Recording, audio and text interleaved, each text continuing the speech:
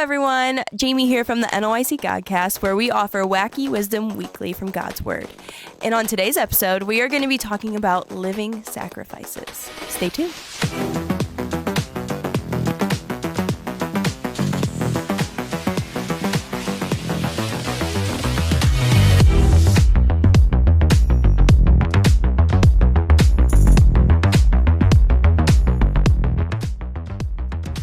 So this month we've been discussing nothing wasted, which is so powerful if you really allow it to be true in your life. Think about it, just nothing wasted. Not a single thing that you have come up against, accomplished, or acquired is wasted. There isn't a situation that you have been placed in that has been for naught or that God didn't know what to do with it. He is using all of it to shape you into the Christian that he wants you to be. Everything has a purpose. And I don't know about you, but if we truly believe that, then we would be able to hold our heads up and keep our eyes on God when things are going rough. Not because we're so strong, we're good Christians. It's just that we know that he's got it. Yeah. He's going to use it for something no matter what. The funny thing is that as you're going through things, a lot of times you get people saying things to you and I think they mean well, but they kind of almost like Job's friends. Like, well, if you were a good Christian, you wouldn't be going through this thing, or like all these different things. But the things that you go through or the sacrifices that you have to make are ones that God has brought you to, you know? Personally right now, I am smack dab in the middle of motherhood, as you are too. And and I know all motherhood has like its own pros and cons, but I'm smack dab of like toddler motherhood, which is like, I don't know, it's just like a whole nother beast. But it feels very mundane, but also chaotic at the exact same time. And honestly, there are a lot of days that I forget that this is not only my calling on my life, but it's currently my biggest and probably my most important calling that I'm ever going to go through. But the problem is that the world sees it as an inconvenience. Like whenever you talk to somebody about being a mom, they're like, if you have more than one or two kids, they're like, what do you mean? I have 4 kids from Ohio. Yeah, if you have 4 kids from Ohio, apparently that's... And so like that's truly how people feel about it. Even so, we just got off of a cruise and we were, we had kids, we had strollers, we were pushing them around. You could see the look, like some people were like, oh, they're having a good family time. And then there's other ones like, why would you bring children on this? Like, it's almost like the world doesn't see children as an important thing. Or why aren't you leaving them with somebody? Why aren't you...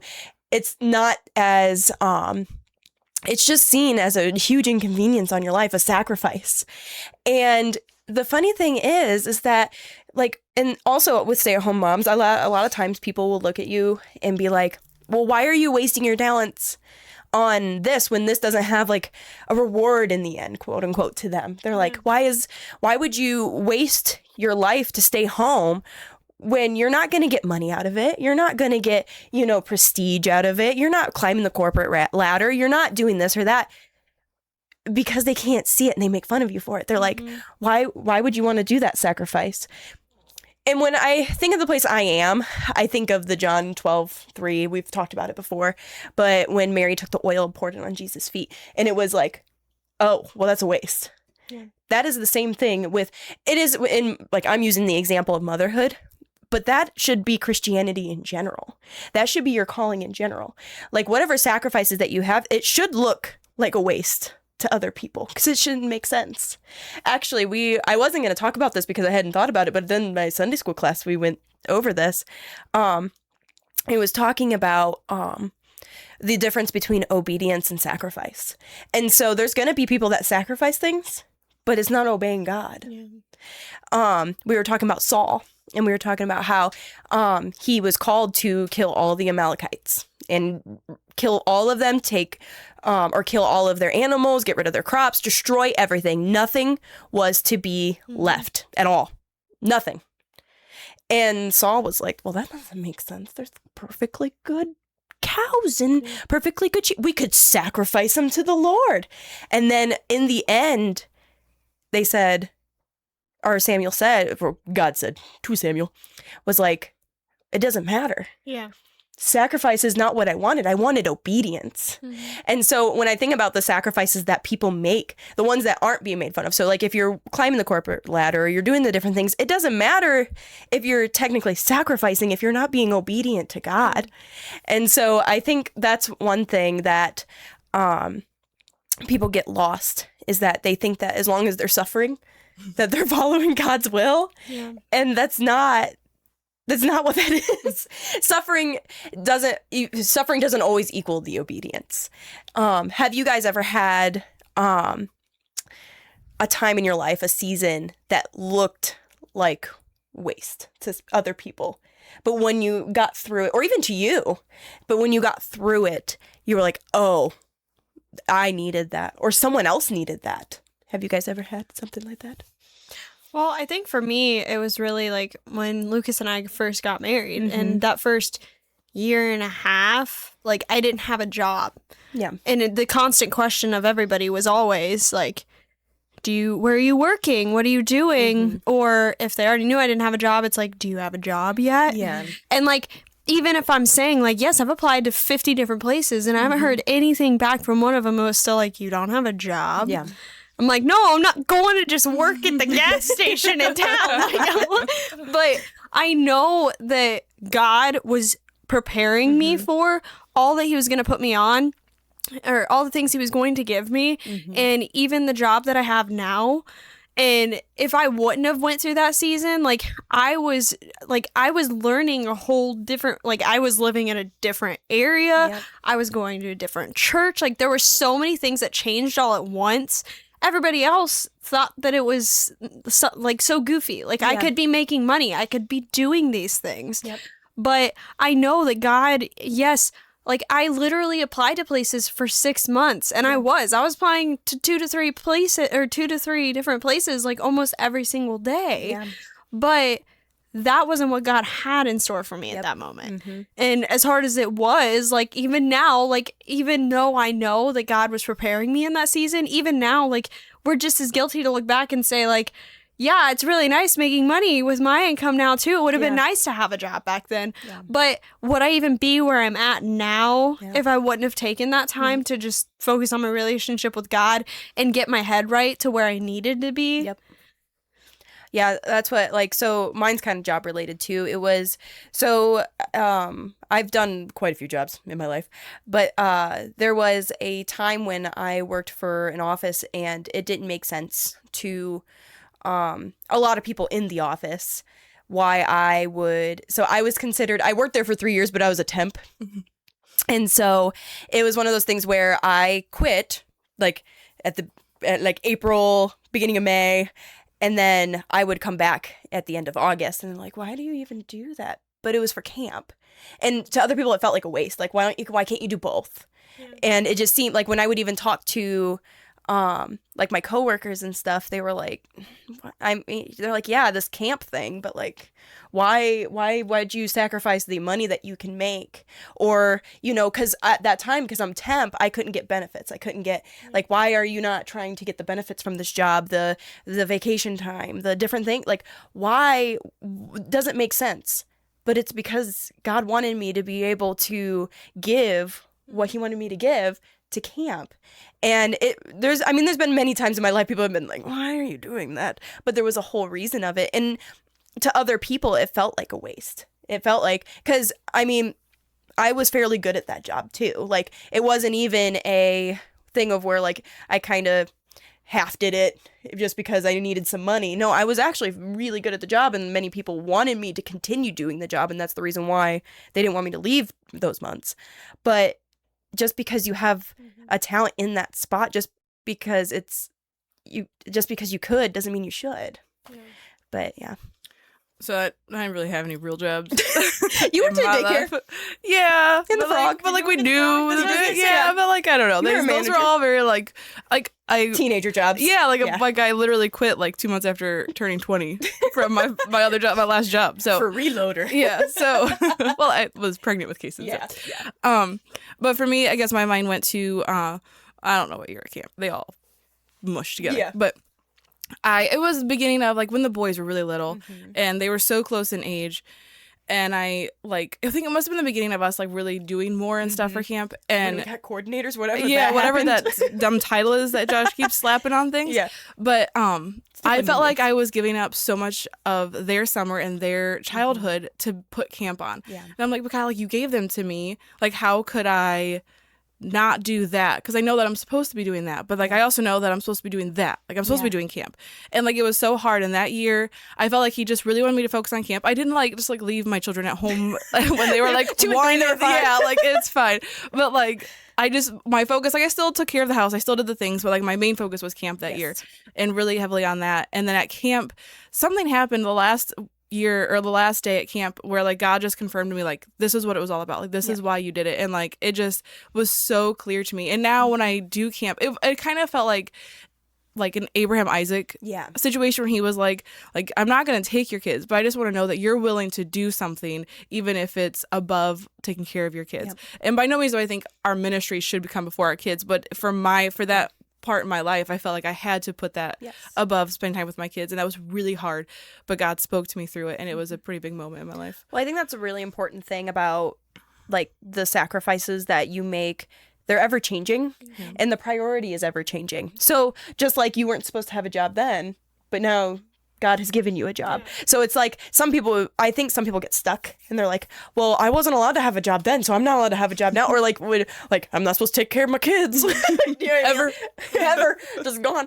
But I think that's the thing, is that sacrifices are ever changing. Yeah. And I think that's why it makes us uncomfortable, because it's not as simple as a checklist. It's not as simple as being like, okay, well, I did this. You know, you are constantly in that communication with him, trying to figure out, because obviously right now your priority isn't necessarily let me put this camp on and not me forget about all my children. And not really forgetting about them, but like there is times that like as you go through that you have to change your sacrifice, and your priorities are just going to be your life and your desires and your wants change. So like I feel like your sacrifices kind of go with that, because like I'm assuming you guys talked about fasting in discipleship or something on Wednesday, and Kaysen was all hung, like he was ready for it, and I don't remember what he said he was gonna give up. The 40 days, and then Callan was like, I'm gonna give up. He said something. He's like, because like I don't really care about it anyway, and I was like, I don't think you understood what they were saying, and so like we had to have that whole conversation. But like I feel like that's what it is. That like as we grow up, we're like, well, I could sacrifice this because I don't really care about this anymore. You know what I mean? But like really, like that may have been what God wanted from you back then. Yes. But as you're growing and you're maturing in your Christianity, He's gonna want different things from you. Yeah. And I think that's the thing, is sacrifice, it looks different in it as you go through everything. And on top of that, I think that you can't.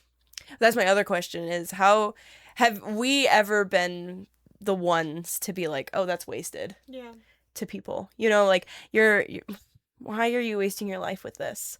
And then also, how can we keep ourselves from doing that? You know, because I've found myself like many times, especially when I get into like a negative Nancy mood of like, when I feel like it almost hits more like when I feel other people are, maybe they're not, but like other people are judging me on the way that I do my ministry. That's when I'm like, well, they're not doing their ministry right either. You know what I mean? Like you just start throwing mud for no reason. Like, and so I think it's really important for us as Christians to not be that person that's like, you're wasting your time, you know, because everybody has a different sacrifice. Everybody has a different thing to do. Now, obviously, if someone's like living out in sin, you probably should be doing something about that. You should probably be telling them. But like if it just doesn't seem to make sense to you, then it's not your business. Truly. Well, that's why it's all a personal relationship with Christ. But, like, that's the hard part of all of it, because I think sometimes, like we said, even in Sunday school with the kids, like, he literally was supposed to give up everything. And they didn't understand that. Like, they kept... Like, it was a hard concept this morning. The kids, yes. They were like, they're like, are so they bad the guys? bad guys are killing the good guys, or what's going on? Like, Kari goes, I'm confused now. She's like, so I had to go to the whiteboard, draw the people, and they're like, oh. But like, he was supposed to kill, to get rid of every single thing. But then it's like, but this is good. Yeah. Like, this is a good thing. And we're so guilty of that. Yeah. Like, it's like, well, God, how can I give up this ministry that I'm comfortable in, that I feel like I'm making an impact? How could I give that up? Like, it's not just like the sinful, like terrible things that you're doing in your life. Sometimes it's the ministries that God's given you. Sometimes it's the people in your life that God's given you. Yeah. And we don't want to give it up because it's like, I'm comfortable there. Yeah. Like, you really think somebody else could do better than I could? Like, not really. But like, it's like, I already have gotten so into this. I'm already doing it this way. But God's like, no, I told you to give it to me. Yeah. Like, give it up. Every single bit of it. So like, not just a little teeny part or whatever you want. Every part of it. Well, it was that one of the statements that was made inside of the teacher book was, to God, partial disobedience is complete disobedience. I say that to my kids all the time. Yeah. I said delayed obedience is still disobedience. And that's the thing is like, and that's why I told the kids in class, I was like, there are many battles to where God is like, okay, kill the people, keep the spoils. Yeah. There's many battles like that where you're allowed to keep the animals, you're allowed to keep all this stuff. And I'm like, the sin wasn't the fact that he kept it, quote unquote. It was the fact that he didn't listen to God all the way. Yeah. Like if God would have said, like it wouldn't have been the sin of taking it at all. It's the fact that he was supposed to listen the whole way. Well, it's like, how relatable is that? Because then Samuel goes to Saul, and Saul's like, well, it was kind of the people's fault they took it, but like it's a good thing anyway. We were going to sacrifice it to the Lord. Like, and God was like, I don't want your sacrifice. I wanted your obedience the whole time. And I think that's really funny because a lot of people will do that too, is that they will put themselves in situations and be like, well, you know, I had to do this. They'll be like, quote unquote, a martyr for their own thing. But then God was like, I didn't ask for that. Like, I don't, and honestly, you didn't listen the first time. How many times have your kids, you ask them to do something and they come back and they're like, and you're like, that's not even close to what I asked you to do. It's like Kari, what she brought back. But you asked her, I asked her, we were at the garage, cleaning the garage, and Mavis was out back, and I was like, can you go let Mavis in? Our dog.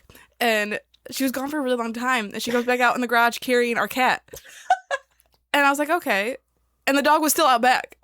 And wanting to come inside. I was like, Kari, did you let Mavis in? And she's like, she's holding the cat. She's like, oh no, I forgot. So she still had to go back and do it. And so like, that's also true. Yeah. God asks us to do something. It's not like he's just going to forget it and let you move on. Like oftentimes you're going to have to go back and still let go of that or do that what he's asking you to do. Well, that was the whole thing with like Saul, is that like in the story before we did, he was also going to war, but he was going with the war with the Philistines, and he still didn't listen. He didn't listen that time, and God was like, okay, well, I know I'm going to replace you, but I want to give you another chance. And then he blew that one too. So it's like, it is one of those things where it's a reoccurring thing, and we just get so caught up in what we think. You know, we're like, oh, what makes sense? What's common sense? What's the thing that I think would be or we best? think God missed something. Yeah. Like Saul could have been like, well, like maybe he didn't realize how good this stuff was. Maybe like, he didn't know God these cows are fat. Yeah, like these are really good ones, and like I could really sacrifice a great sacrifice. But like God knows. And he knows what he's asking. He does. You guys have anything else? No. I don't know who this is by. Par for the course. I don't even know that you need to say that anymore. No. I do the same thing though. So we're gonna get you a t-shirt that just says it's like, I don't know who said this. But somebody said it one time. When you follow God's will for your life, you can see how yesterday's events prepare you for today's challenges and tomorrow's opportunities. And that's true. And today's featured content is Brandon Lake, Living Sacrifice. So, yeah. That's all I have. No mailroom, I'm assuming. Sad tears. All right. Well, thank you guys for joining us today. Like, share, subscribe, comment. Let us know how you've been liking this, and we will see you next week. Bye.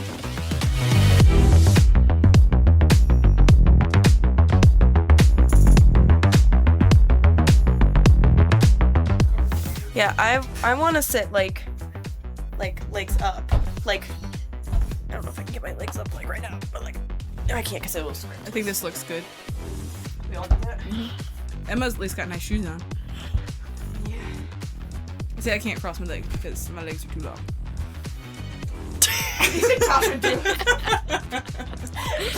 We went rogue. To do the thing. Actually, you can't hardly even see my boots. Hardly. Like this one. But like this one's hidden.